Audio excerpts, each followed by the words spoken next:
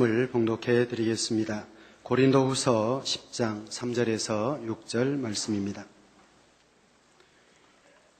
우리가 육체에 있어 행하나 육체대로 싸우지 아니하노니 우리의 싸우는 병기는 육체에 속한 것이 아니요 오직 하나님 앞에서 견고한 진을 파하는 강력이라. 모든 이론을 파하며 하나님 아는 것을 대적하여 높아진 것을 다 파하고 모든 생각을 사로잡아 그리스도에게 복종케 하니 너희의 복종이 온전히 될 때에 모든 복종치 않는 것을 벌하려고 예비하는 중에 있노라. 아멘. 아멘.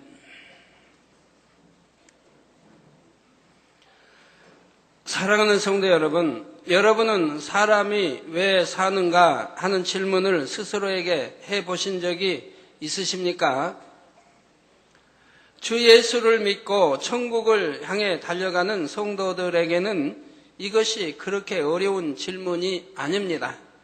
십자가의 도를 잘 듣고 인간 경작의 의미를 양식 삼은 분들은 이러한 질문에 쉽게 답을 할 수 있을 것입니다. 우리는 장차 천국에 들어가서 하나님과 사랑을 나누면서 영원히 살아가게 됩니다. 이 땅에서 우리의 삶은 그 천국에 들어갈 수 있도록 준비하는 과정이지요. 바로 아담의 범죄 이후에 잃어버린 하나님의 형상을 되찾아가는 것입니다. 그런데 하나님을 알지 못하는 세상 사람들은 이런 답을 알 수가 없습니다. 그래서 많은 사람들이 오랜 세월을 통해 나는 누구인가, 또한 사람은 왜 살아야 하는가, 이런 것들을 궁구하며 사람이 존재하는 의미를 설명하기 위해 철학적인 여러 가지 이론을 만들어 왔지요. 또 이 땅의 삶이 끝나면 어떻게 되는지 곧 사후 세계에 대해 궁금하게 여기므로 이에 대해 여러 가지 상상과 추측을 하기도 합니다. 전도서 3장 11절에 하나님이 모든 것을 지으시되 때를 따라 아름답게 하셨고 또 사람에게 영원을 사모하는 마음을 주셨느니라. 그러나 하나님의 하시는 일의 시종을 사람으로 측량할 수 없게 하셨도다 하신 대로 사람에게는 영원을 사모하는 마음이 있기 때문입니다. 그런데 사람이 아무리 생각하고 연구한다고 해도 이런 질문의 답을 스스로 찾을 수는 없습니다. 육의 한계 속에서 살아가는 사람이 영원한 세계에 대해 스스로 알 수 있는 것이 아니지요. 먼저는 우리를 창조하신 하나님을 인정할 때에, 그리고 하나님께서 알려주시는 답을 들을 때라야 이런 내용들을 깨달을 수 있는 것입니다. 대예배를 통해 증거되는 영혼육의 말씀은 바로 여러분 자신의 존재 의미와 가치에 대해 구체적이고 명확한 답을 주는 말씀입니다. 사랑하는 성도님들은 이 시간도 증거되는 말씀을 통해 정령 가치 있고 존귀한 삶이 무엇인가 깨달으며 여러분 자신의 삶을 그처럼 가치 있게 만들어 가시기를 주님의 이름으로 축원합니다. 사랑하는 성도 여러분, 또한 전국의 화상을 통해 예배 드리는 모든 성도 여러분, 지교의 성도 여러분, 지성전 성도 여러분, 빛과 소금 성계 성도 여러분, 요식업 성계 성도 여러분, 전 세계 인터넷을 통해 예배드리는 모든 성도 여러분, 아동주일학교 어린이 여러분, 오늘은 2차 영혼육 10번째 시간입니다. 그동안 증거된 말씀을 통해 여러분은 사람의 혼이란 어떤 것인지 배웠습니다. 혼이란 사람의 두뇌에 있는 기억장치와 그 안에 저장된 기억 내용들, 그리고 이 내용들을 재생해서 활용하는 생각을 다 포함하여 총칭하는 용어라 했지요. 또 여러분은 혼의 작용들에 대해서도 배웠습니다. 우리가 어떤 것을 보고 듣고 기억에 놓으며 또 기억한 것을 떠올리고 생각 속에서 활용해 나갈 때 그 모든 혼의 작용들을 하나님 앞에서 합당하게 진리로 해야 한다 했지요. 이제 육과 혼에 대해 배웠으니 다음은 영에 대해 배울 차례인데 그보다 앞서 참고적으로 설명할 것이 있습니다. 바로 사람과 짐승의 차이점에 대한 것입니다. 사람은 영과 혼과 육으로 구성되어 있다 했는데 그러면 짐승은 어떨까요? 짐승도 영혼육으로 되어 있을까요?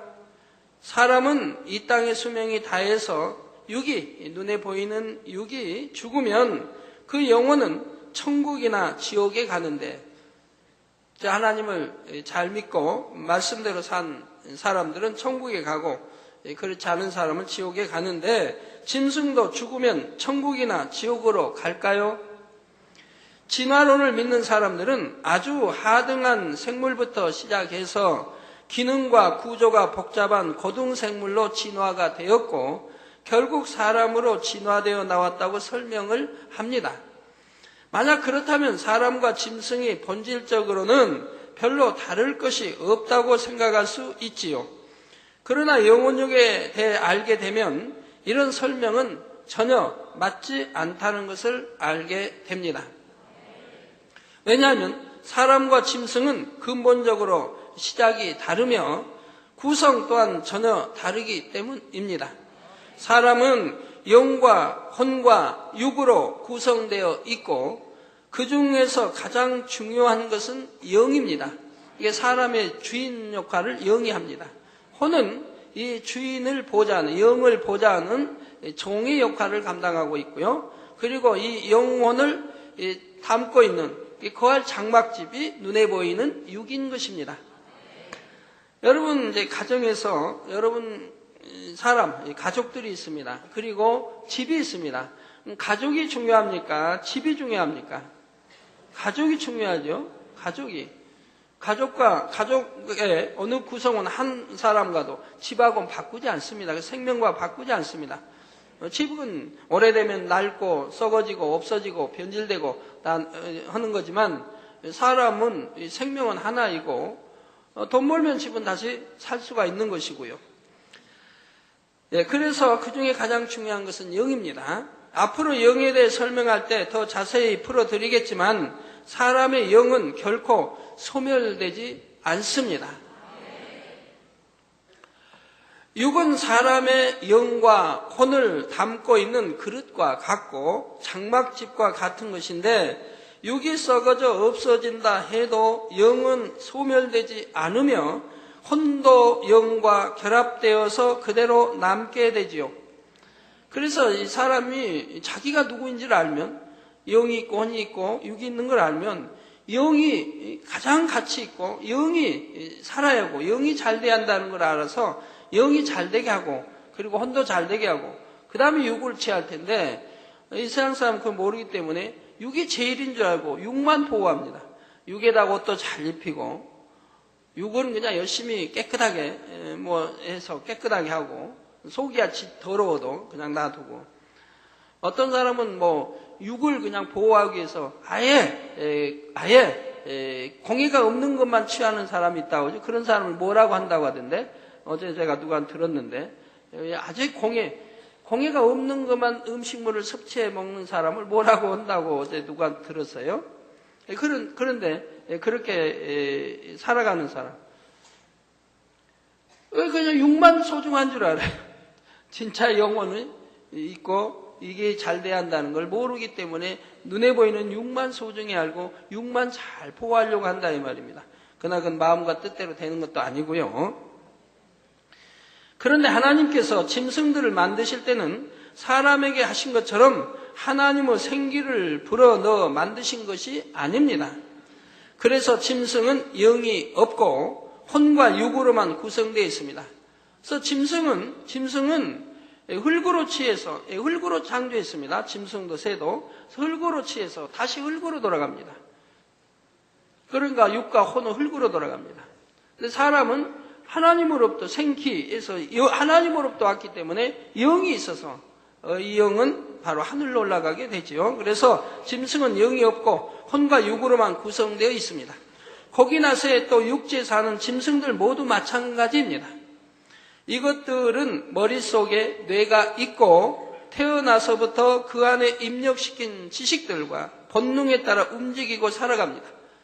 지식들이라면 좀 이상하죠. 짐승도 걔도 어려서부터 열심히 가르쳐 봐요. 하나 그림으로 이제 그려서 이렇게 하나, 둘 이렇게 해놓고 잘 습관을 쫓아 훈련을 시켜서 자 하나 그럼 하나 물어오고 둘 구분하죠? 그런 이제 지식을 말합니다.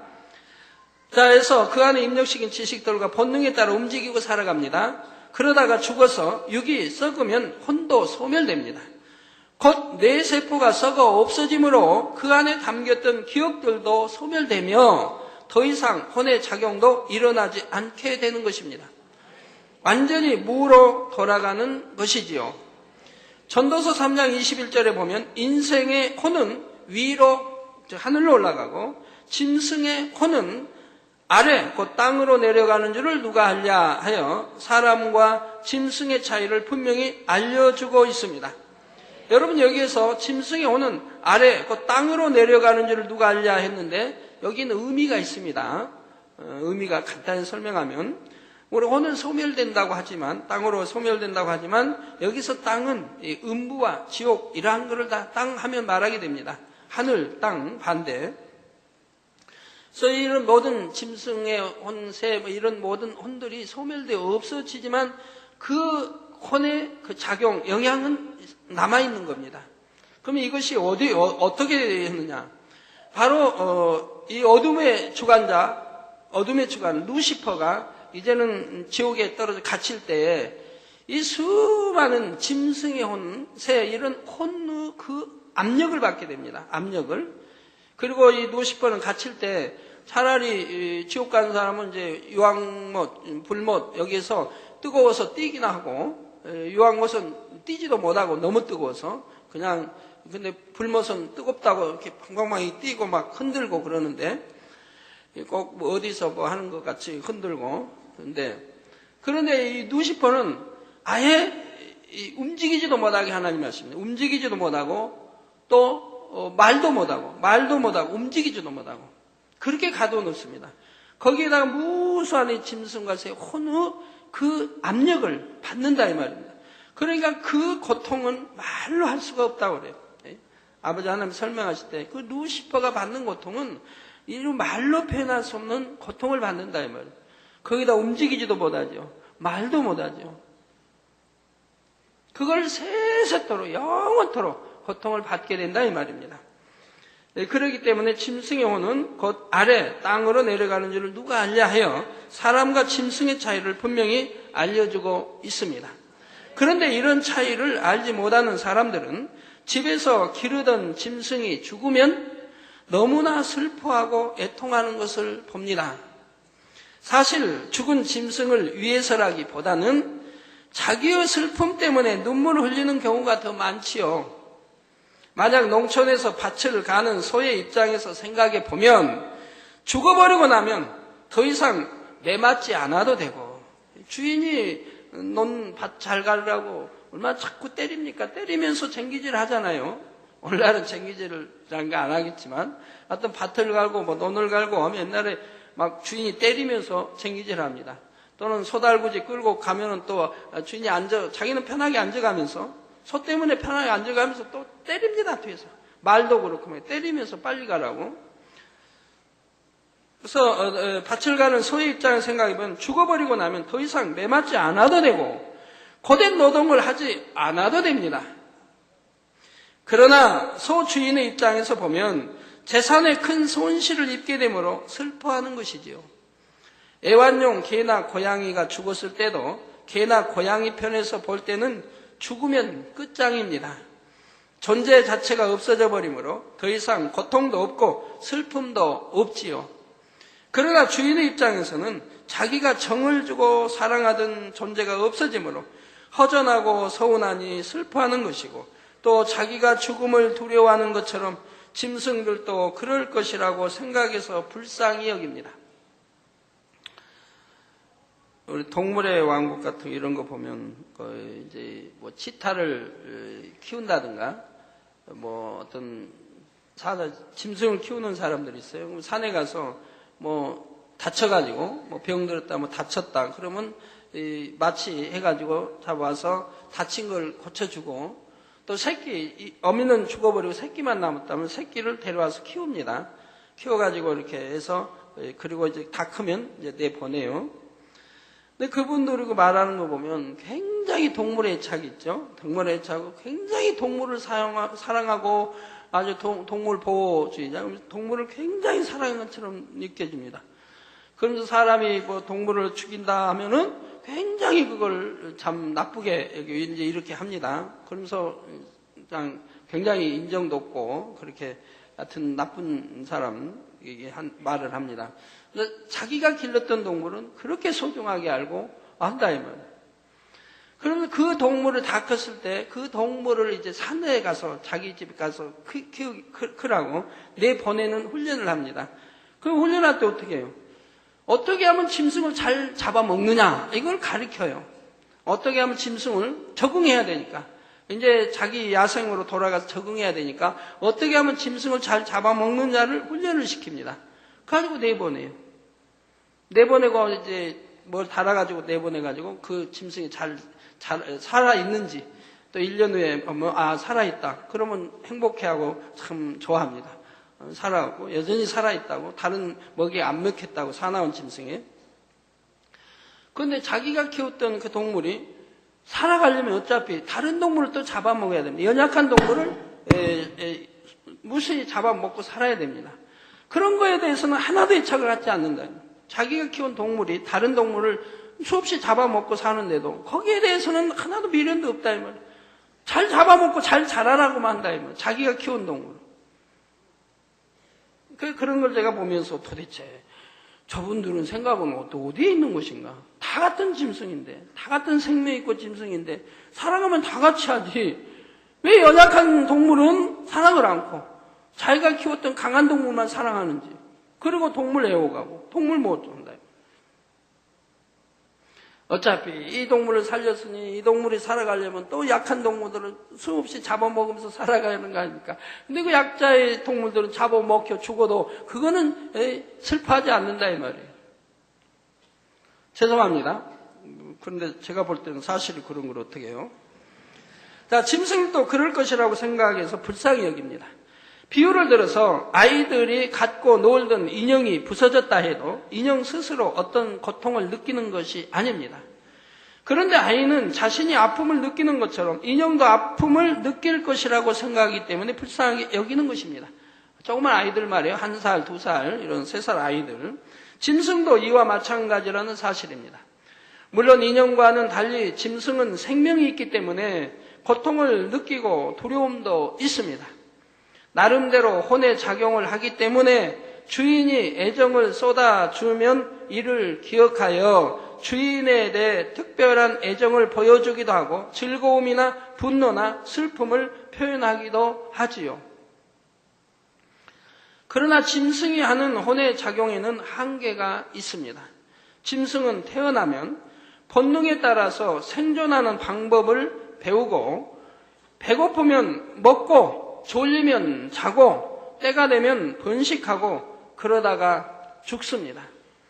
혼의 작용을 한다 해도 이렇게 본능에 따라 살아가기 위해 필요한 만큼만 제한적으로 혼의 작용을 하는 것이고요.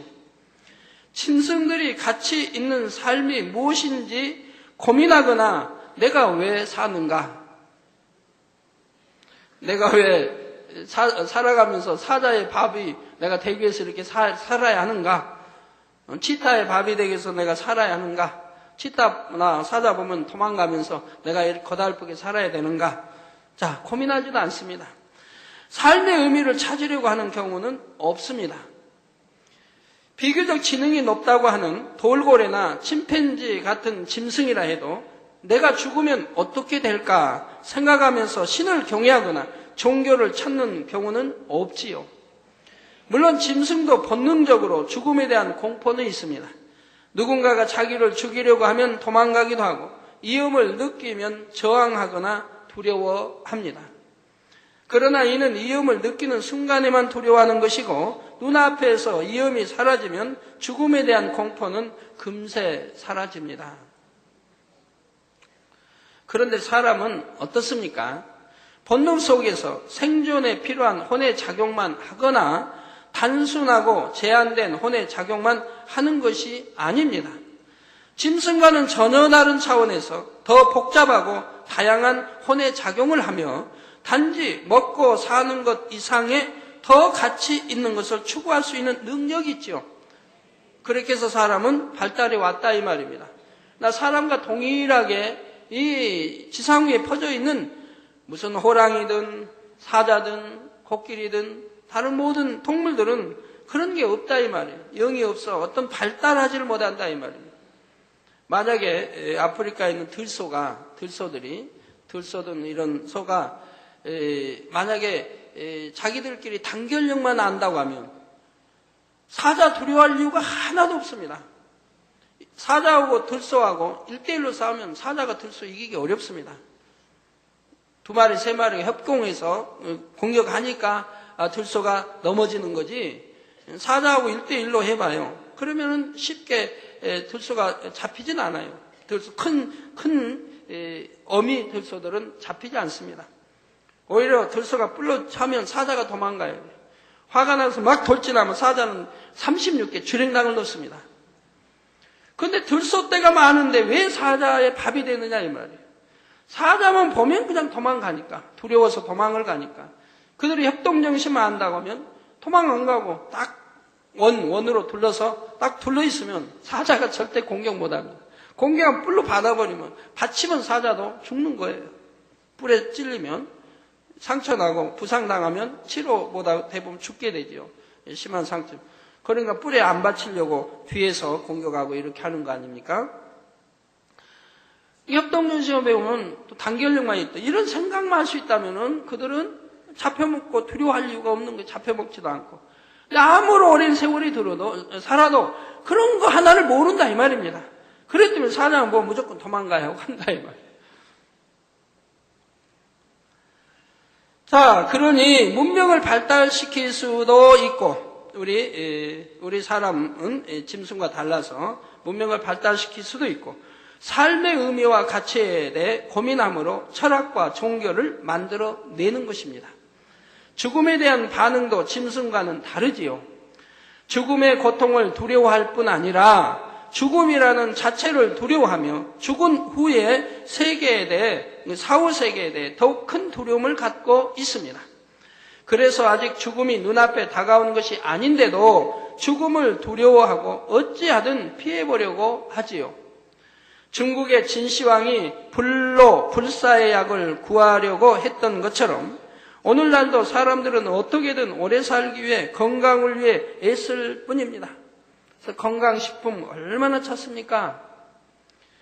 그러다가 죽음이 가까웠다는 것을 알면 몸의 고통을 받는 것보다 심리적인 고통을 더욱 크게 받지요. 예를 들어 사람이 몸이 안 좋아서 검사를 받았는데 뜻밖의 암 말기로 시한부 인생이라는 것을 알게 되고 입원을 했다고 합시다. 그러면 그전까지는 정상처럼 살아가던 사람이 병원에 입원한 하루 이틀 사이에 촉해지고 병자의 모습이 되어버리는 경우가 많습니다. 병세가 갑자기 악화되어서 그런 것이 아닙니다. 이제 내가 죽는구나 하는 절망감과 두려움 때문에 그런 것이지요. 그래서 그 가족들이 본인 당사자에게는 암 3기다 말기다 진단받으면 안 가르쳐주지 않습니까? 왜? 더 신속하게 의지력도 없어지고 상실하고 해서 더 악화되고 신속하게 운명한 데에서 알려주지 않은 걸 보게 되지요. 자, 사형 선고를 받은 죄수들의 경우도 그렇습니다. 한 달 후에 사형을 당한다고 하면 한 달 내내 사형당할 것을 두려워하며 고통받는 것이지요. 사형당할 때의 육체적인 고통은 잠깐이면 끝나지만 죽음에 대한 두려움 때문에 받는 정신적인 고통이 육체적인 고통보다 더 심할 수도 있다는 것입니다. 잠깐 순간 고통받으면 될 거를 한 달 내내 고통을 받고 살아가게 됩니다. 프랑스 혁명 당시 처형당했던 프랑스의 왕비는 재판에서 사형을 선고받고 죽기까지 감옥에 갇혀있는 며칠 사이에 새하얀 백발이 되어버렸다고 하지요. 더군다나 왕비 화려하게 살고 이러다가 이제 갇혀서 이제 이제 죽게 된다 사형 선고를 받으니까 감옥에서 그냥 얼마 사이에 그만 하얀 머리로 바뀌어버렸다 이 말입니다. 죽음을 두려워함으로 받은 마음의 고통이 그만큼 컸던 것입니다. 사람이 이처럼 짐승보다 뛰어난 혼의 작용을 할 수 있고 죽음에 대한 두려움을 느낄 수 있는 것은 바로 혼과 육뿐만 아니라 영이 있기 때문입니다. 영이 있기 때문에 사람은 본성 속에서 영적인 세계에 대해 느끼게 됩니다. 주를 믿는 사람은 물론이고 믿지 않는 사람도 깊은 마음 속에서는 신에 대해 천국과 지옥에 대해 느끼는 것이죠. 저희도 하나님 하나님 모를 때도 저희 부모님도 그냥 북두치성, 북극성에 이렇게 참 종아수 떠놓고 이렇게 장독에서 이렇게 절하고 이러실 때도 그러실 때도 신은 있다는 거 알고 하나님 있다는 거 안다 이 말이에요. 그래가지고 비가 오면은 꼭 비님이 오신다. 그러면 비 오신다라고 비에다가 존댓말을 붙여줍니다. 존댓말을. 왜? 비를 하나님이 내려주신다고 믿기 때문에 내려주시는 분 믿기 때문에 또 존경하기 때문에 경외하기 때문에 그냥 비 온다 안 하고 비가 오신다 또는 비님이 오신다 이렇게 하는 거 보고 저희도 따라서 비 오신다 그러지 비 온다라고는 써보지 않은 것 같아요. 이제 지금은 오히려 이제 알기 때문에 비를 누가 내려줘 이런 거 알기 때문에 비님이 오신다라는 그냥 비 온다 그러지만 옛날 하나님을 잘 모를 때는 비님이 오신다, 비가 오신다라고 오히려 존댓말을 썼었습니다. 그러므로 과거에 하나님에 대해 알지 못하고 복음을 듣지 못한 사람들 중에서도 양심이 선한 사람들은 막연하게나마 하늘을 섬기며 선하게 살아가려고 했던 것입니다. 또한 머리로는 신을 인정하지 않으려는 사람들도 천국, 지옥이 어디 있느냐, 죽으면 그만이지 하고 고집 부리는 사람들도 본성 속에서는 막연한 두려움이 있습니다. 성도 여러분, 죽으면 그만이지 천국, 지옥이 어디 있느냐 하는 분 혹여라도 오늘 오신 분 중에라도 혹여라도 있다면 그 생각 자체를 이제 버리시기 바랍니다. 우린 2주 연속 부흥성회, 지지난 2주 연속 부흥성회로는 보지 않았습니까? 하나님이 다양하게 얼마나 많이 치료해 주셨나요? 여기 최종 보고서가 이렇게 왔는데, 우리 교회 입원 환자들, 중환자들은 100% 치료받았다고 조수일 목사님이 최종 보고서에서 보냈는데요. 100% 치료를 받았다고 나와요. 100%라는 거는 어떤 면의 100%냐면, 병이 7가지면 7가지 다 치료받았다 그런 뜻이 아니고 100명이 입원했다면 거기 한 가지 이상 다 치료받은 이것이 100%라 이 말입니다. 어떤 사람 2-3가지, 어떤 사람은 전체 7, 8가지 병 한꺼번에 다 치료받은 사람이 있고 그렇지만 한 가지 이상은 누구나 치료받았다. 그래서 100%라 이렇게 합니다. 그래서 중환자실은 100%고 예.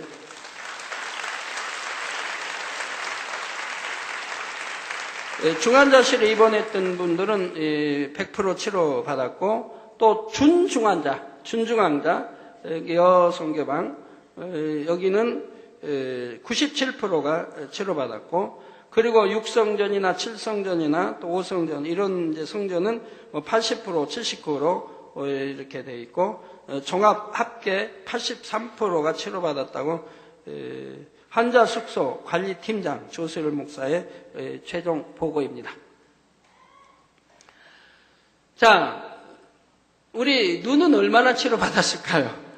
눈은 300명가량 치료받았습니다. 이게 등록, 치료받았다고 간증 접수해준 분만 300명가량이 된다 이 말입니다. 그럼 간증 접수하지 않은 사람도 많고 또 외부교회 성도들은 타교회 성도들은 접수하지 않은 사람들이 많이 있습니다. 왜? 접수하면 자기 이름이 드러날까 봐. 자기 이름이 드러나면 치료받았다고 혼난다 이 말. 본교회 가서. 야, 이런 일이 세상에 있을 수 있습니까? 치료받았으면 감사해야 되는데 치료받았다고 혼나니까 그래서 숨긴다 이 말입니다. 그래서 타교회 성도님들 숨기는 분이 많고 치료는 받고 그런 분도 있고 또 우리 성도님들 보면 0.1 0.2, 0.3, 특히 0.3이 많은 것 같아요. 0.23. 이런 분들은 간증을 잘 안 해요. 간증 접수가 왜 안 나?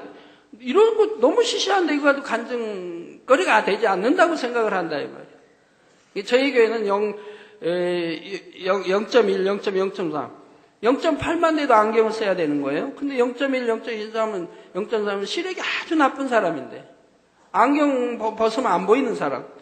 그런 사람인데도 이거 치료받고도 이건 간증거리가 너무 미미해서 못하겠다는 거예요. 그런 사람이 너무 많아요. 어제도 제가 어떤 성도님 가는데 목사님, 우리 성도는 아닌 것 같은데 목사님, 저는 태어났을 때부터 소경입니다. 옆에 분이 또 설명해 주고요. 태어났을 때부터 소경은 전혀 보질 못했는데 이번 부흥성에 와서 치료를 받아서 이제 잘 보입니다. 라고 간증하세요. 그런 분들이 여러 명 있어요. 여러 명. 이제 주로 마이너스 된 눈들 또 치료받고 아니면 백내장 또 수술에 안 보이는 눈들 치료받고 그래서 이제 잘 보이는 눈 이게 잘 보이는 눈이라면 1.0, 1.2, 1.5, 2.0인데 왜 1.0이 여러분 간증할 때 많이 나오냐면 병원에서 안경 이제 끼게 되고 눈이 나빠서 안경에서 검사를 하면 1.0 수치다 놓고 검사를 한답니다. 1.2나 1.5를 안 하고 1.0. 그래서 여러분도 검사 받으면 1.0이 많이 나오는 것 같은데 실은 1.2, 1.5 아주 정상이 1.0부터 정상이라고 한다 이 말입니다.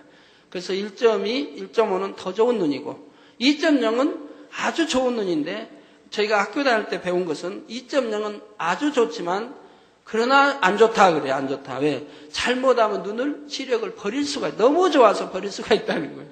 그래서 1.2나 1.5가 가장 좋은 눈이라고 배웠어요. 그게 맞는지 모르겠어요. 한번 다시 이제 우리 의사분들 알아봐야 되겠는데. 그래서 그럼 가장 좋은 눈 1.2, 1.5 나도 그러면 되겠다 했는데 제 눈은 나 1.5입니다.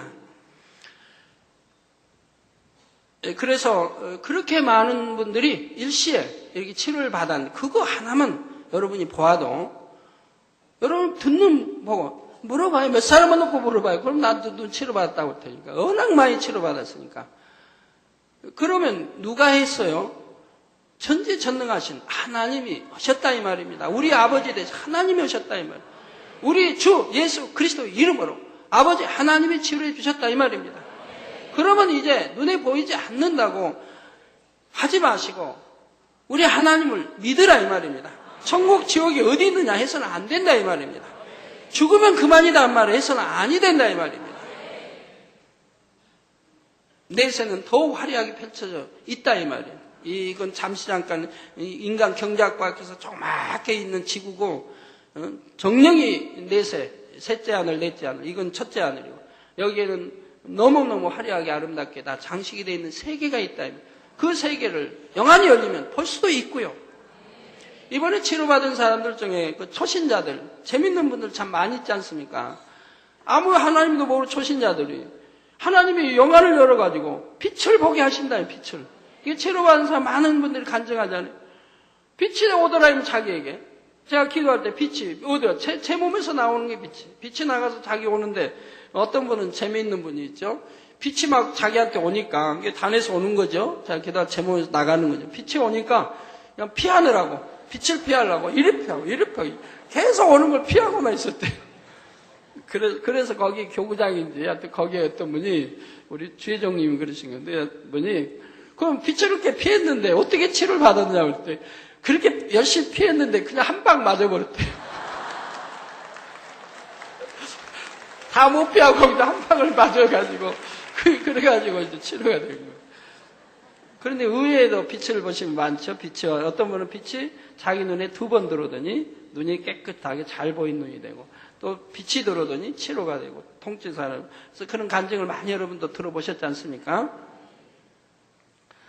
제가 빛이 임하라고 환자 기도할 때 하는데 왜 그 빛을 임해야 되는데 피합니까? 피하겠네. 참, 너무 모르시니까 빛이니까 두려워서 피했던 것 같은데 그래도 빛이 여하튼 그래도 긍휼에게서 때렸으니까 마음도 있지. 그만 한 방 맞았다고. 예. 자, 여러분, 이제 그 많은 분이 눈치로 받았는데, 혹시 치료 못 받은 분 서운하게 생각하지 마세요. 아버지가 재밌는 이야기를 얘기해 주셨어요. 어떤 사람들은 100% 치료하고, 어떤 사람은 차차 좋아지게 역사도 하고, 대부분 다 이제 온전하게 1.0 이상 치료해 주셨는데, 어떤 분은 전혀 손을 안 댔다 하신 분들이 있어요. 전혀 손을 안 댔다. 그래서 분류를 쭉 해주세요. 분류를. 어떤 경우냐. 예를 들어서, 나는 치료받으면 좋지만 그냥 치료 못 받아도 안경이 있으니까 이대로 좋다 하는 사람 아예 손 안 댔고, 나 치료 꼭 받고 싶다. 근데 만약 못 받으면 그냥 이걸로 안 쓰고 있는 걸로 내가 대용하니까 뭐 그것도 그냥 절망적인 건 아니다. 한다든가. 안경에 의존하는 사람, 안경에 의존하려고 하는 사람, 안 되면 나는 안경이 있으니까 괜찮다고 안경에 의존하는 사람은 아버지가 손을 대지 않으셨다고 말씀합니다. 정말 하나님 의존하고 간절한 중심으로 눈 보이기를, 잘 보이기를 또는 보이기를 간절한 마음으로 소원한 사람들, 그리고 행한 사람들, 아버지가 손을 대셨다고 합니다. 그래서 이번에 대부분 다 치료를 받은 것이죠. 그러나 이제 아무리 간절히 원해도 손대지 않은 것은 공의의법 제가 이렇게 드렸죠. 어떤 저주로 인한 것이라든가 이런 것은 그 저주가 풀려야 그 다음에 아버지가 역사하게 되는 것이고요. 자, 죽음은 그만이지 하고 고집 부리는 사람도 본성 속에는 막연한 두려움이 있습니다. 만약 그런 두려움이 없다면 사람들은 죽음을 오히려 환영할 수도 있습니다. 가난과 질병과 온갖 고통 속에 구차하게 살고 있다면 차라리 죽어서 영원한 안식을 취하는 것이 더 낫지 않겠습니까? 제가 한 가지 더 안경에 대해 말씀드릴게요. 이번에 집회, 난 정말 치료 이번에는 꼭 받아야겠다 했던 사람 중에도 치료 못 받은 사람도 있습니다. 그거는 뭐냐? 옛날에 입술로 하나님을 성케 한 말을 낸 사람들이 치료를 못 받았습니다. 예를 들어, 그냥 나는 이대로도 좋다. 안경 쓰면 많은데 나 안경 쓰면 오히려 더 예뻐 보이고, 벗으니까 더 거울 보면 이상해 보이고, 안경 쓰면 예뻐 보이는데 꼭 내가 치료받아야 하느냐. 입술로라도, 농담이라도 이런 말을 뱉은 사람, 또 다른 사람이, 이런 사람은 아버지가 기억하고 계시다 이 말입니다. 이런 경우는 아버지가 손을 대지 않으셨다고 또 말씀하고요. 자, 그래서 차라리 죽어서 영원한 안식을 취하는 것이 더 낫지 않겠습니까? 그런데 아무리 입으로는 죽고 싶다고 하는 사람도 막상 죽을 상황이 되면 어찌하든 살려고 발버둥치는 것입니다. 물론 너무나 절망스러운 상황에 자포자기해 버리거나 마음과 생각을 악한 영에게 뺏겨버리는 경우에는 그런 두려움조차 잊어버리고 스스로 죽음을 택하는 경우도 있습니다. 그러나 이렇게 마음을 빼앗기지 않고 어느 정도라도 자신을 제어할 수 있는 경우라면 아무리 신을 부인하는 사람들이라 해도 죽음을 직면할 때 본성 속에 두려움으로 고통받으며 조금이라도 더 오래 살려고 하지요. 한 예로 18세기 계몽주의 철학자 볼테르는 유명한 무신론자였습니다. 이 사람은 하나님도 없으며 천국도 지옥도 없다고 주장하였을 뿐 아니라 50년 내에 기독교를 말살시키겠다고 장담하면서 많은 무신론 책자와 하나님을 대적하는 글을 썼습니다. 그러던 볼테르가 임종할 때가 되자 전과는 전혀 다른 유언을 남겼습니다. 자신을 담당하던 의사에게 말하기를 나는 하나님과 사람에게 버림을 받았습니다. 나는 두려운 지옥으로 가게 됩니다. 당신이 내게 6개월만 생명을 연장시켜준다면 나에게 가치 있는 모든 것의 절반을 드리겠습니다 하고 애원했던 것입니다. 저는 지난주에 참 어떤 한 분의 그 뉴스를 들으면서 참 마음이 너무 허전하고 슬픈 그 잠시 시간이 있었는데 전에 제가 말씀드린 그 유명한 분, 전 대통령의 앞전 대통령의 측근이고 유명했던 분, 또 이북과 핵백 정책에서 오가고 했던 그분이 법정에서 다른 말을 안 하고 20분이 30분이 그 하소연한 이 내게 한쪽 눈 한쪽 눈은 이미 뭐 자기 눈이 아니고 이 한쪽 눈만 살려주신다. 이 한쪽 눈만 살게 해주신다. 이 한쪽 눈만 살게 해달라고 재판장이 호소를 했다. 이 한쪽 눈까지 잃어버리면 나는 어떻게 해야 되냐. 이 한쪽 눈만 살게 해달라고 호소를 했다 이 말입니다.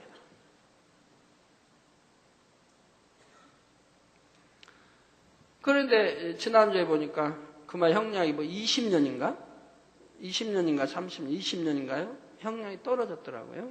뭐 구형인지 하여튼. 그럼 그분이 얼마나 또 충격을 받았겠는가. 이 한쪽 눈, 이것도 눈이 죽어가고 있는데 점점 안 보여 실명되고 있는데 이것만 살려달라고 법정에서 호소를 했는데 20년이 떨어진 걸 보면서 이분이 얼마나 또 충격을 받았을까. 이런 생각하니까 참.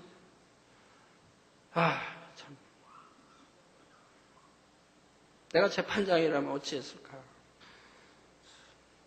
이런 거 좀 생각하니까 참 마음이 좀 서글프고, 좀 잠시지만 그 슬픔 가운데 놓여 있다가 얼른 정신을 차렸는데, 그런 분이 한 2주만 좀 시간 줘가지고, 이 부흥성에 참여하게 했더라고요. 그런 분들은 얼마나 간절히 하나님께 매달리겠습니까? 이 눈만 살려달라는 건데. 이런데 부흥성에 참여해서 하나님께 매달린다면 얼마나 간절히 하나님께 매달리겠습니까? 이 눈만 보이게 해주시면 나 하나님 잘 믿겠습니다 할 거 아닙니까? 아마 하나님 틀림없이 고쳐주셨겠죠. 그래서 그런 생각하니까 너무 안타까워요. 이 재단으로 좀 보내주시지. 2주만. 너무 안타까워서 참 안타깝습니다. 예, 근데 여기도 6개월만 생명 연장시켜준다면 나에게 가치 있는 모든 것의 절반을 드리겠습니다 하고 예언했던 것입니다. 그리고 죽기 직전에는 차라리 나지 않았으면 좋았을 것이라고 탄식했다고 하지요.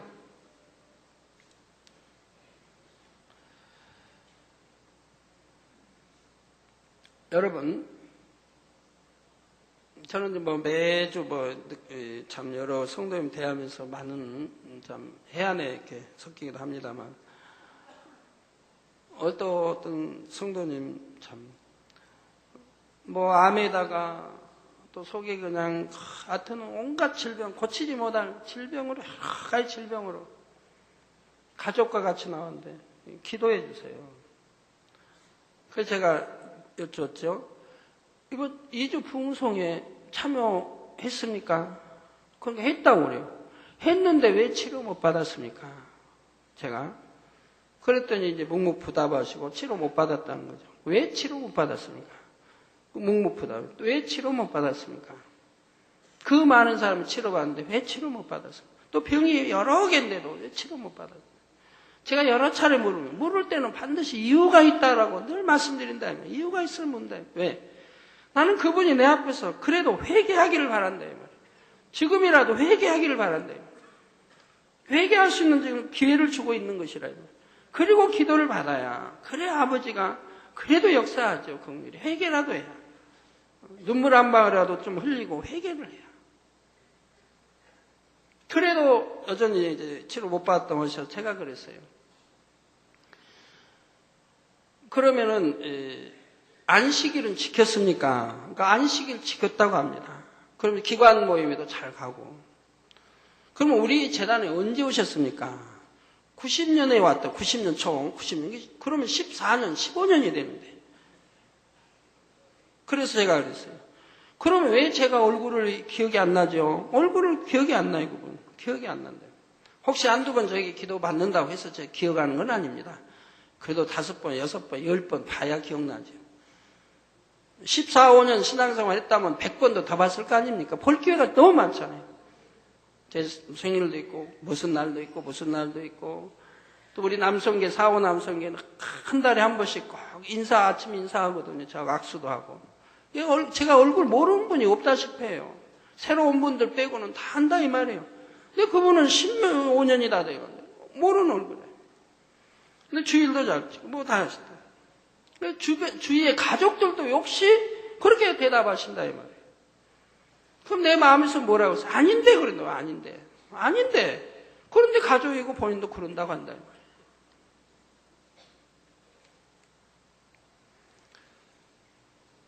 자, 그런데 그분 가족이나 그분들도 회개해야 하기 때문에 제가 말씀드리는 거예요. 회개해야 돼. 그분이 예를 들어 반쪽 주의를 지켰다.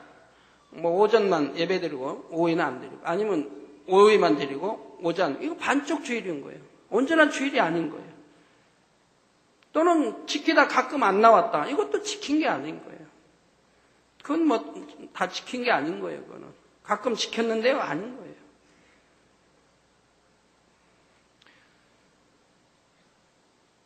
그런데 자, 그나마 이제 이렇게 병이 드러나고 이러니까 이제 주의를 제대로 지킨다고 해봐요. 이제 이미 주의를 안 지켰을 때 모두 생긴 병 아닙니까?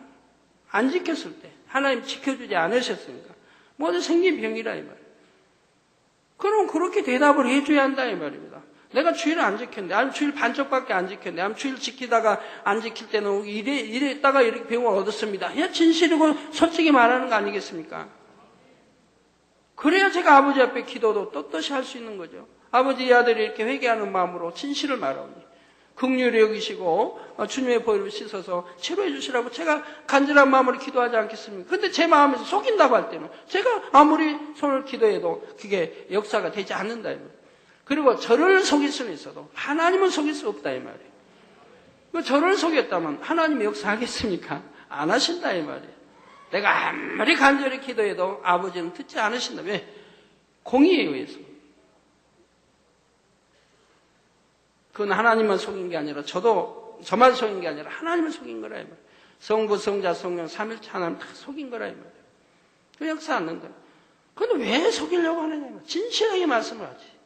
저는 많은 시간이 바빠 수많은 성도학교에서 시간이 없는데도 그분을 위해서 계속 제가 질문을 던지고 그분의 답이 진실이 나오기를 이렇게 바라지만은 안 해주신다 이 말이에요. 안 해주신다. 그래서 그럴 리는 없는데 제가 하죠. 그럴 리는 없다. 절대 우리 아버지 하나님은 절대로 약속 지키시는 분입니다. 온전한 주일, 온전한 시간 사는 분은 다 지켜주십니다. 나중에 교구장이 와서 말해요. 주일아 이렇게 하고 있다. 자, 아까 어떤 분 또 아파서 뭐한데 제가 주일을 잘 지키면 이런 일이 없지 않겠느냐 그랬더니 옆에 부모 되신 분인가 가족이 주일은 잘 지켜요 그래요. 주일은 잘 지켜요. 그래서 제가 그랬어요. 아니 주일날 뭐 사먹고 그냥 뭐 물건 뭐 또 사먹고 가게 다니고 이게 사고 팔고 다 하는데 그것이 주일 지킨 겁니까? 그건 주일 어긴 거지 지킨 게 아니잖아요. 몸만 온 거지. 교회 몸만 온 거지. 믿음 내보에 하나님 사랑하는 거 신뢰와 친 예배야 그런 게 아니잖아요. 몸만 그냥 온 거지. 여전히 주일을 어기고 하는 거죠. 그러니까 뭐 아프고 문제가 생기는 걸로. 제가 그렇게 주일을 안 지키니까 하면 네 주일을 안 지켰습니다. 아유 솔직히 말하면 얼마나 좋아요. 왜 지켰습니다 하느냐 이 말이에요. 아니면 성경을 다시 읽어보시든가 구약에도 주일을 팔고 사고 이런 거는 주일 어긴 거라면 지킨 게 아니라 이 말이에요. 그래서 우리 성도님들 초신자 때야 믿음이 없을 때는 뭐 수표 돌고 다 믿음의 1, 2단계는 하지만 믿음의 3단계 들어가면 다 문 닫고 주일 잘 지키고 그리고도 축복받아 가지 않습니까? 영혼이 잘 되고 건강하고 축복받아 가지 않습니까? 하나님 말씀대로만 살면 하나님이 축복 주시는 거니까 이거 완전 온전한 축복인 거예요. 일시적인 축복이 아니라.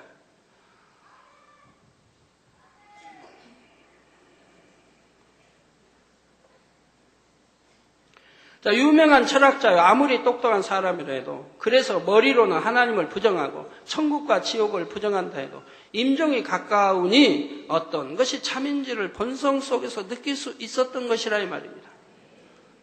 그래서 대부분 사람들이 하나님을 안 믿는 사람 또 잘 믿지 않은 사람은 죽어갈 때 보면 공포에 질리는 걸 봐요. 공포. 굉장히 공포스러워지는 거예요. 왜요? 이제 임종 직전이 되면 알게 되니까 아유 진짜 천국 있고 지옥이 있었구나 하는 걸 알게 되니까 저승사자를 보게 되니까 공포에 질리게 되는 거예요. 자, 재미있는 사실은 기독교를 말살시키려고 글을 써온 볼테르의 집은 그가 죽은 지 20년 후에 성서를 출판하는 출판사가 되었고 나중에는 외국어 성경까지 출판하는 본부가 되었다는 사실입니다. 살아계신 하나님의 말씀은 어떤 사람이 부인하거나 대적하는 것과 상관없이 영원히 살아 역사하시며 오늘날까지 전 세계로 계속해서 전파되고 있는 것이죠. 그래서 바로 이 볼테르라는 사람은 보면 저기 이거 기독교 유명한 영화 뭐죠? 배너를 쓴 주인공과 좀 유사한 것 같아요. 배너를 쓴 주인공도 하나님이 그렇게 싫어요. 하나님을 안 믿어요. 하나님이 어디 있느냐. 예수 믿는 사람들이 싫어요. 미운 거예요. 싫으면 그냥 혼자 싫지 왜 미워까지 할 필요는 없잖아요. 아니, 싫은 거예요, 믿고. 그러니까 이 사람도 지금 예수가 실존 인물이 아니다. 모든 것을 허위다, 거짓이다. 이걸 밝혀내려고 아주 도서관마다 다 뒤지는 거예요. 다니면서 도서관마다 다니고 이걸 부인하기 위해서 예수를 부인하기 위해서 도서관마다 다 뒤지고 다니고 연구 자료 다 만들고 이렇게 하는 거예요. 자, 그렇게 하다 보니까 이건 부인이 아니라 이게 진짜더라 이 말이에요. 진짜 예수의 실존 인물의 십자가의 모든 사건 모든 게 진짜더라 이 말이에요. 그래서 이분이 거기서 회심하고 바로 베너라는 그 유명한 책을 써낸 거 아닙니까? 그리고 그것이 영화로 나왔지 않습니까? 예수를 부인하려다가 예수를 연구에 들어가니까 진짜더라 이 말이에요. 그래서 예수를 영접했다 이 말이에요. 그리고 유명한 베너를 쓰고 베너 영화가 나왔다 이 말이에요. 이런 걸 보면서 참 이분하고 좀 유사점이 있다 생각을 제가 했는데, 자, 사랑하는 성도 여러분, 지금까지 사람과 짐승의 차이를 영혼력의 관점에서 설명했습니다. 짐승은 영이 없으므로 육이 죽으면 혼도 소멸되고 혼의 작용도 사람보다 하등하여 이 땅에서 살아가기 위한 본능 속에서 나온다 했지요. 때때로 사람들은 짐승이 원한을 품고 죽으면 그 혼이 사람에게 복수한다는 이야기를 듣고 두려워하기도 합니다. 제가 어릴 때는 어른들이 말씀하시기를 뱀을 죽이면 높은 곳에 매달아 두라고 했습니다. 죽은 뱀이 땅에 닿으면 되살아나서 자기를 죽인 사람에게 복수하러 온다는 것이죠. 그래서 옛날에 많은 그런 이야기가 많았어요. 뱀이 복수하는 이야기. 그러니까 우리나라 국어책인가 책에도 그런 게 있잖아요. 어디 과거 보러 가는데 뭐 여자를 해서 어떻게 했는데 그냥 까마귀인가 뭐 같이 나오죠? 학교 때 배운다 이 말. 학교에서도 그런 거 가르치나요? 그래서 맨 뭐 부모로부터 하면 선배들로부터 그런 이야기만 들어요. 그러니까 그걸 믿죠. 그러니까 뱀만 보면 죽이고 싶어요. 저도 참 지금은 뭐 파리 하나 죽이는 것도 기도하고 죽일 정도로 차마 못 죽이는데, 저번에 지난주 화요일인가 목욕탕인데 제 여기 아니고요. 저기 산에 보는데 이거 바퀴벌레 하나 오랜만에 바퀴벌레가 들어와서 목욕탕 물바다 그 몸 좀 잠그고 있는데 그 바퀴벌레 하나 있는. 야, 저거를 어떻게 좀 나가주라. 안 나가고 계속 있는 거예요. 제가 나와서 물 한번 이렇게 뜨거운 물이니까 이렇게 해서 하면 그냥 죽겠는데, 그러니까 물 빼면 빠지겠는데, 자막을 못 죽이겠더라고요. 그러니까 그냥 살려주고 나왔어요. 못 죽이겠더라고요. 그것도 그래도 잠시나마 생명이 있는데. 근데 옛날에는 뱀만 보면 죽이고 싶은 거예요.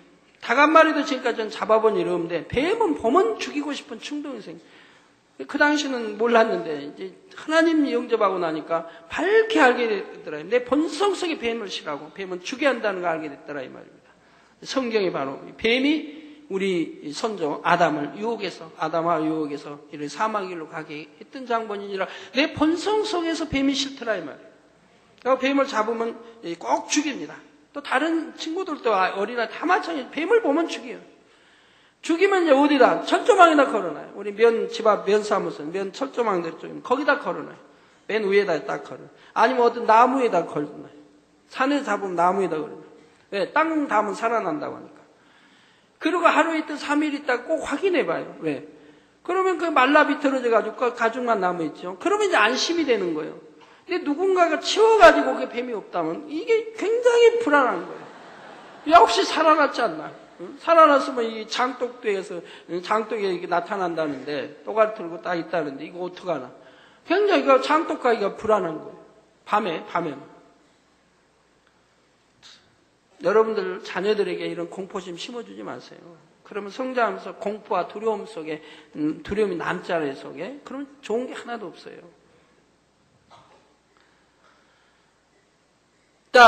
또 고양이나 여우 같은 강교한 짐승들의 혼이 사람들에게 해를 입힌다고 말하기도 합니다.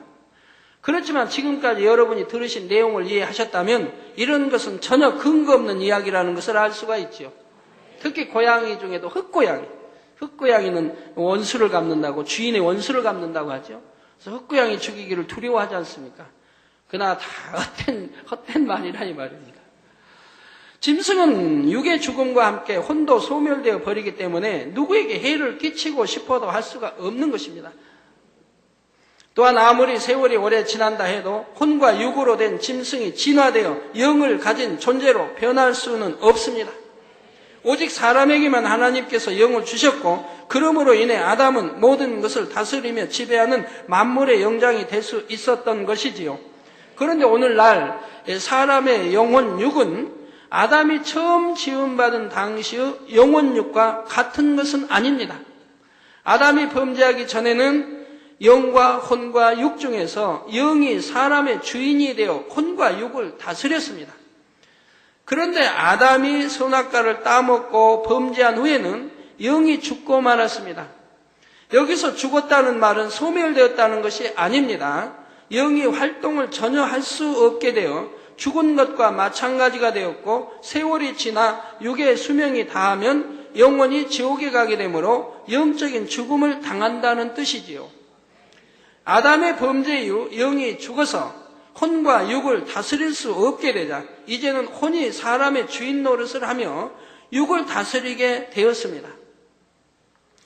옛날에 양반 계급 있을 때는 양반 있고 이제 죄송합니다. 욕 좀 할게요. 욕은 안 지면 옛날 단어 쓸게요. 양반이 있으면 상놈이 있다고 하죠. 종이 있고 상놈이라고. 그럼 만약에 주인이 약해가지고 이제 종이 주인을 좌지우지 한다면 그 집안은 망하겠죠. 온전히 서겠습니까?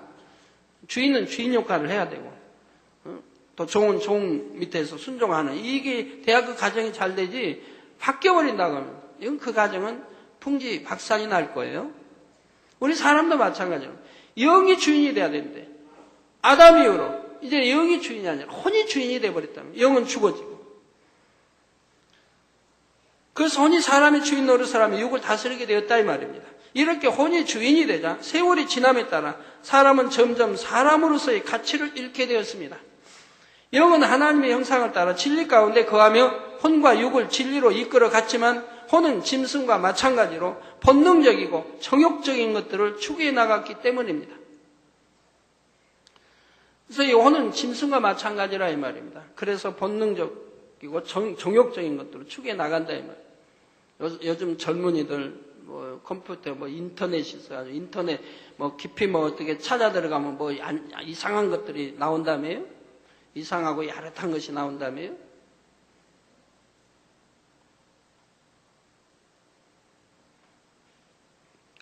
보아서는 아니 될 것은 보지 말아야 하고 들어서 아니 될 건 듣지 말아야 하고 말해서 아니 될 건 말하지 아니해야 됩니다. 그래야 영으로 들어가고 그리고 신속히 온영으로 들어가지요. 봐서는 안 될 걸 보고 들어서는 안 될 거 듣고 말해서는 안 될 거 하니 여전히 육에 거할 수밖에 없고 그 결과는 사망, 지옥이라 이 말입니다. 내용은 언제 하나님 데려가실지 몰라요. 내일이라도 데려가시면 어찌 되겠습니까? 자, 여러분이 그런 안 좋은 거를 지금 인터넷 찾아서 지금 보고 있어요. 그럼 하나님이 여러분을 보고 계시죠? 뭐라고 할까요? 내 아들아, 너 그런 거 보면 안 될 거 지금 보고 있느냐? 그러실까요? 내 딸아, 너 그거 봐서는 안 될 거 보고 있느냐? 내가 너 사랑한다 그러실까요? 하나님은 외면해 버리실 거 아닙니까? 네가 어찌 빛의 아들이고 딸이냐? 네가 어찌 빛의 자녀냐? 거룩한 내 하나님, 내 하나님, 너는 하나님 아버지라고 그러면 어찌 네가 내 아들이고 딸이냐라고 하나님 하실 거 아니에요? 그거 외면해 버리실 거 아닙니까? 만약 그 영혼 회개할 기회도 없이 데려가신다고 하면 어찌 되겠습니까? 우리 젊은이들 생각 좀 해보세요. 그것이 내게 무슨 유익을 주는 것인가를 생각을 해봐요. 내게 무슨 유익이 되는 것인가? 내 마음을 산란케 음욕을 가져다주고 안 좋게 여러 가지 나쁜 것을 가져다 주는데 유익도 하나도 안 되는 걸 뭐 때문에 그걸 봐야 되느냐 이 말이에요. 끊어버리면 얼마나 마음 편하겠어요. 좋은 거 보고 좋은 거 말이에요. 그거 볼 시간에 성경을 읽든가, 그거 볼 시간에 차라리 나가서 달을 보고 별을 보든가, 구름을 보든가, 아니면 공부를 하든가. 그런 것 때문에 마음이 심승상승, 공부도 잘 안 되죠.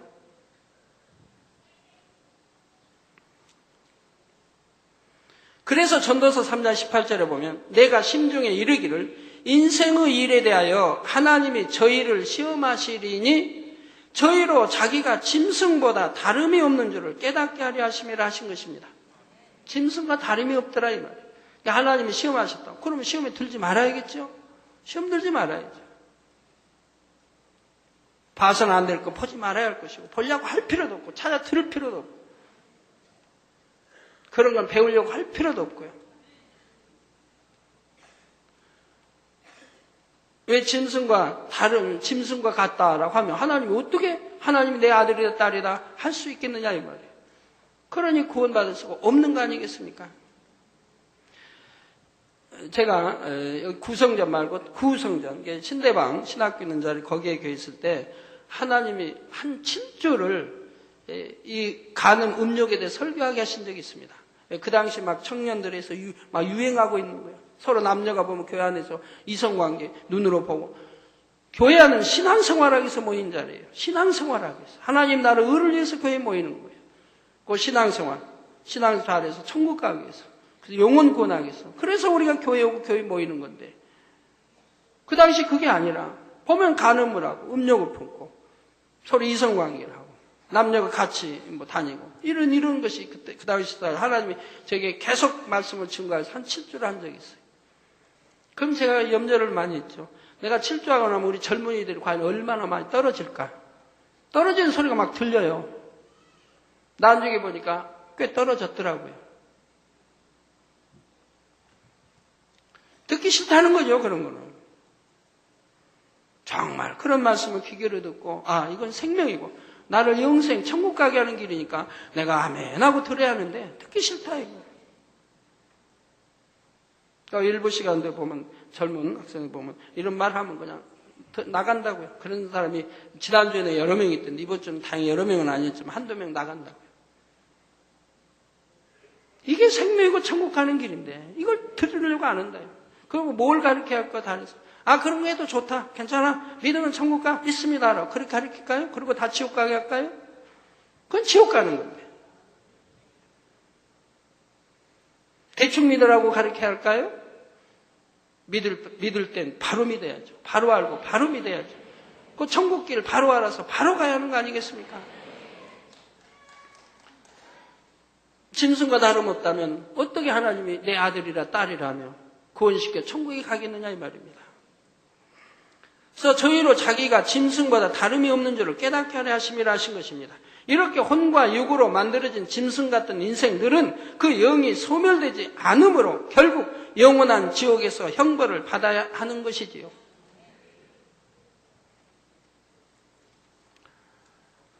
그러므로 우리가 천국에 가려면 반드시 사람으로서의 가치를 되찾아야 하는데 곧 영이 주인이 되어 혼과 육을 다스릴 수 있어야 하는 것입니다.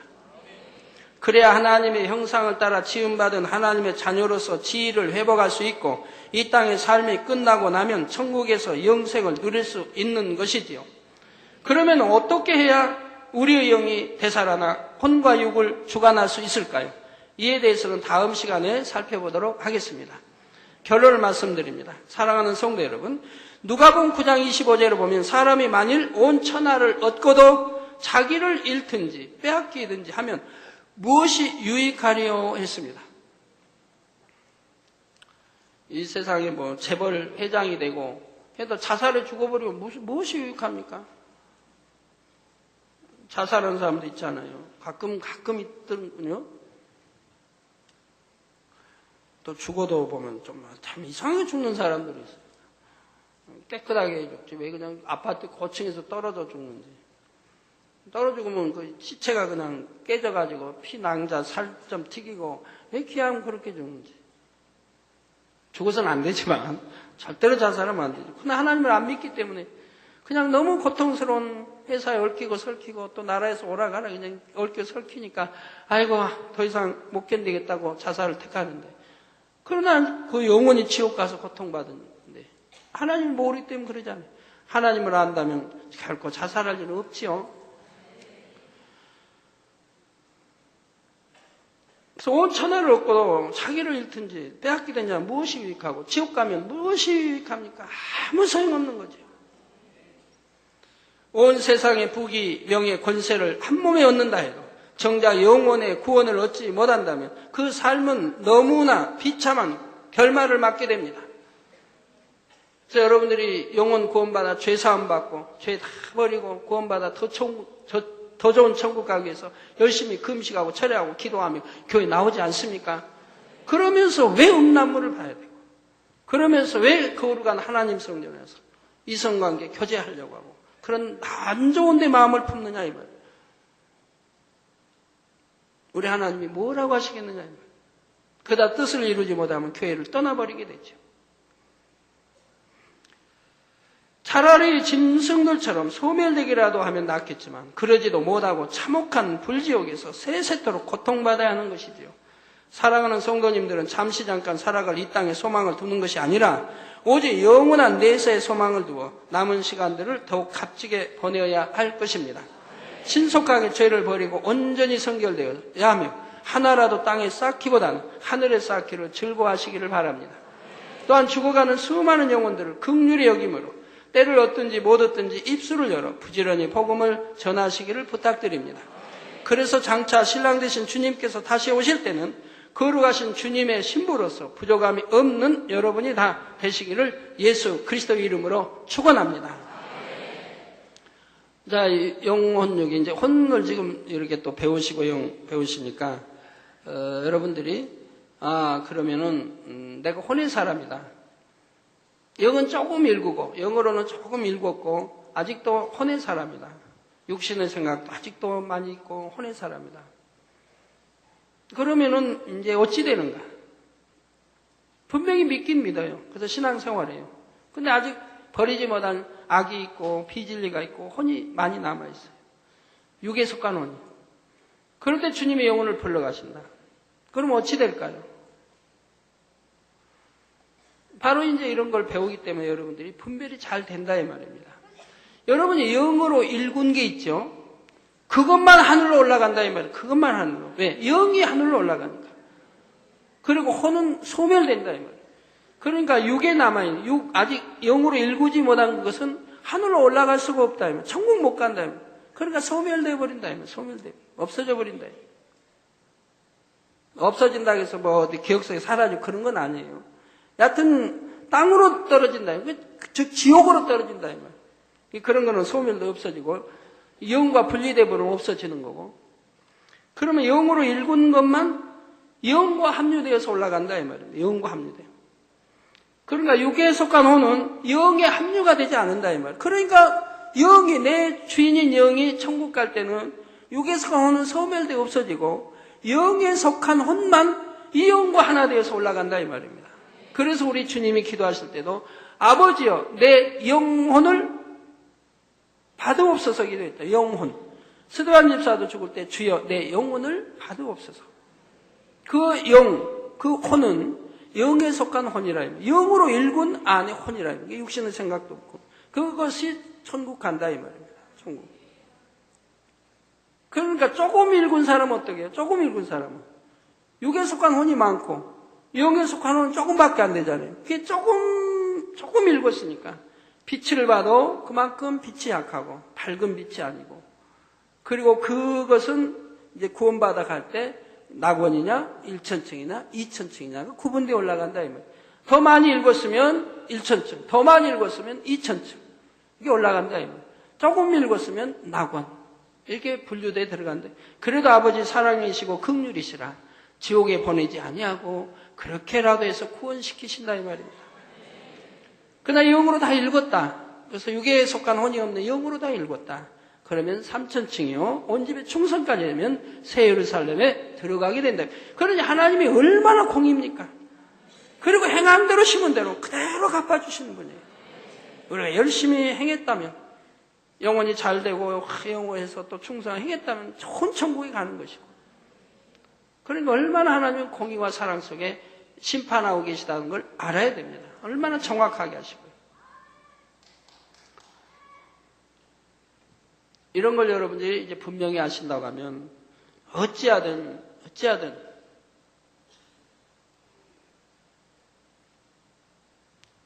혼에 속한 이런 혼, 육에 속한 혼은 어찌하든 빨리빨리 발견해서 버리려고 하시고 영으로 들어가려고 심하셔야 한다. 그러니까 내 마음이 영으로 읽은 만큼 혼적인 작용을 받지 아니에요. 육에 속한 혼의 작용을 받지 않아요. 육에 속한 혼은 사단이 역사합니다. 왜? 외부 역사냐? 사단은 외부에서 내 안에 있는 게 아니니까 외부 역사한 거예요. 그러니까 대문, 즉 대문과 같아요. 혼은. 그러니까 들어오기 전에 바로 혼을 주관해 역사한다 이 말입니다. 그러나 내 영은 누가 주관하느냐? 내 안에 계시는, 내 마음 안에 계시는 성령이 주관하신다 이 말이에요. 영은 성령이. 그러니까 혼자인 것은 사단에게 가깝죠. 영은 성령에 가깝죠. 근데 먼저 사단에게 먼저 혼적인, 육에 속한 혼적인 것이 있으면 사단에게 먼저 시험을 받게 된다 이 말입니다. 그래서 육에 속한 혼이 빨리빨리 없애버려야 한다. 그리고 영에 속한 혼으로 바꿔줘야 한다. 내가 영으로 바꾼 만큼 영에 속한 혼으로 바뀌어진다. 그 영에 속한 혼이 강하면 그만큼 사단의 세력을 물리칠 수 있다. 그 사단의 역사를 안 받는다. 그럼 영이 주관을 따라가게 되니까 안 볼 거면 안 보게 되고 절제가 딱 되어버리죠. 저거는 안 봐야 된다. 안 봐버리고 판단 정리 안 해야 된다. 안 해버리고 그래서 진리대로 살아가는 거예요. 그렇게 살다 보면 더 온영으로 일구게 되면 그때는 생각 자체도 없어지고 비진리는 보기도 싫고 듣기도 싫고 말하기도 싫어져 버려요. 너무너무 싫어져 버리는 그런 것들이. 그렇기 때문에 온영으로 읽어버리면 그렇게 되는 거죠.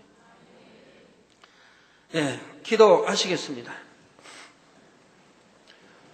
말씀 상고하시면서 통성으로 다시 기도하시겠습니다. 할렐루야 주님, 은혜와 사랑에 감사를 드립니다.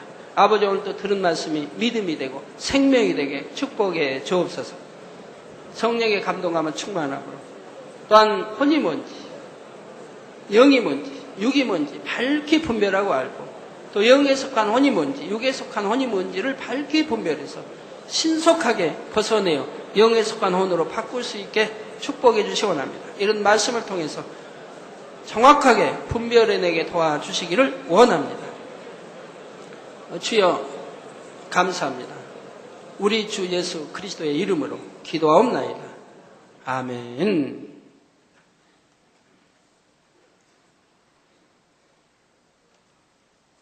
환자연 기도하겠습니다. 아픈 곳에 손 얹어주시고 연약한 곳에 손 얹어주시고 마음에 손을 놓고 기도 받으시겠습니다.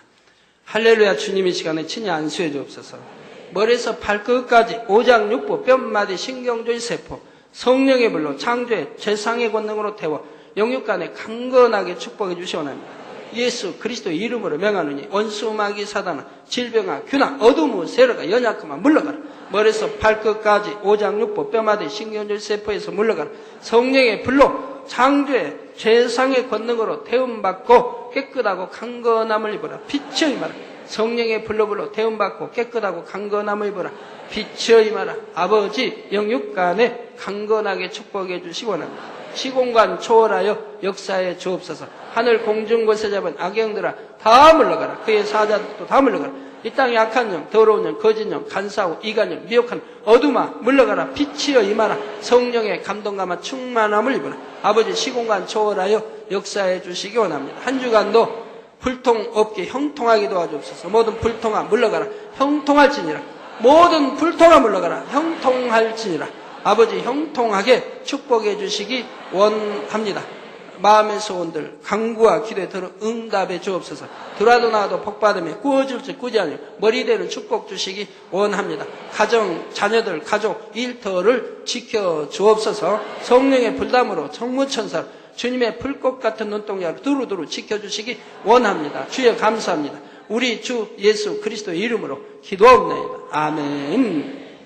당의자님께서 축도해 주심으로 2부 대회를 마치겠습니다. 지금은 우리 주 예수 그리스도의 은혜와 언제나 우리와 함께 하시는 하나님 아버지의 극진하신 사랑과 우리에게 예수 그리스도를 알게 하시고 의 가운데로 인도하시는 성령의 감동감화 교통 충만하심이 이 시간에 모인 모든 성도에게 화상을 통해 예배 드리는 전국 교회와 지교회와 지성전 위에 인터넷을 통해 예배 드리는 전 세계 하나님의 자녀들 위에 함께 하시기를 축원하옵나이다. 아멘.